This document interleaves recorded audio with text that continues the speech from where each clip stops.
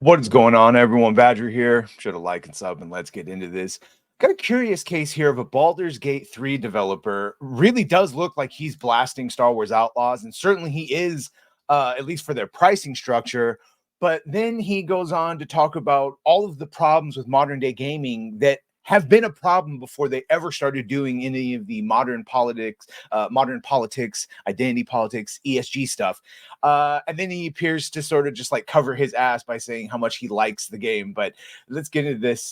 Very AFK, of course, one of those devs from Baldur's Gate 3. He starts off by saying, I don't love the artificiality of pricing structures post retail. Use the inflated base price to upsell a subscription and use vague content promises to inflate ultimate editions to make the base price look better. It all seems a bit dangerous and disconnected from the community. First of all, yes, this is one of the biggest problems is that they went from having full, complete, lovingly completed games that then sold very well, and then they would make DLC and skins for those games, and because they sold well, those would sell well, and then that would fund expansions. What they do now is they make a bare bones that normally releases broken or buggy game where content is withheld or just taken out to then be sold back as DLC and expansions. It's a complete inversion. It's a pyramid scheme at this point. And yes, you see that here with the $130 Ultimate Editions. And of course, this is Ubisoft, the get used to not owning your own games Ubisoft, which is why they want you to subscribe monthly because they realize these things like Game Pass, where they give you full on games, don't work. But if they can get you into those higher price model subscription things, yes, oh boy, that is where they hook you. And you so agreed with that. And then she says, I think the game should be priced accordingly with its quality, breadth, and depth. I'm not against higher prices, but this arbitrary uniformity just doesn't make sense to me. It feels unserious. Almost all games should cost more at a base level because the cost of making them is inflation, for one, is outpacing pricing trends. But I don't think we'll get there with DLC promises so much as quality and communication. Everyone's just waiting for GCA 6 to do it. And it's also one of those things of like, bro, if you're going to start charging $80 for a base level game, let's say they raise it from 70 to 80, you can't do the way they're doing it now. You have to go back to releasing full, complete, not filled with bugs and day one patches that are 30 gigabytes, full, complete, already fixed games. And they won't do that.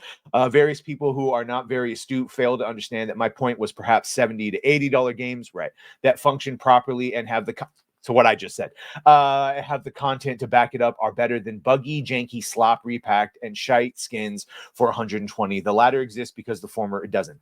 Correct.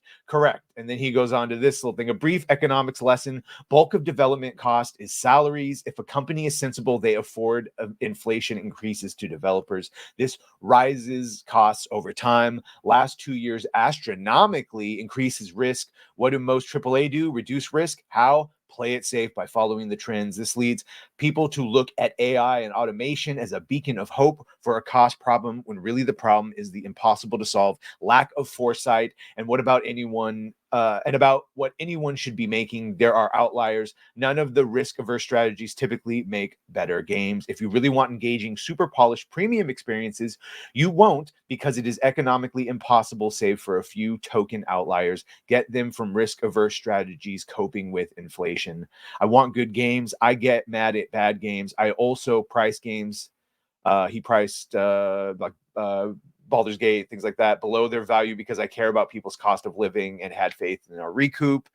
Again, he had faith, so I'm not the suit ripping people out. Yeah, no, I'm not one of these. You see, it was my suggestion. I'm fine with paying $8 for a game to account for rising costs if what I'm getting is commensurate. If I'm getting, like he said, those fully put together games, and that was just him trying to explain it. Now, then he went to go onto this cope, and granted, he said he was playing on a very good computer, that he loves 10 hours of Outlaws. So even if he talked about the pricing and all that, but when you look at when you actually look at what he was saying and you go down, it's this where someone says, why skewer a kebab?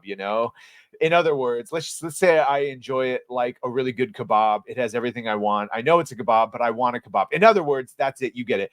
So they're basically saying he knows it's bad from the beginning, but I guess he's getting some like. Either way, the very fact that a fellow game developer would openly criticize the cost and structure of the entire gaming industry, sort of nice. It shows that he at least gets that part of it. And then the stuff at the end, I think, was a nice little pat on the head, even if it's very obvious that he sees the problems with Star Wars Outlaws 2, thus the skewering of a kebab comment.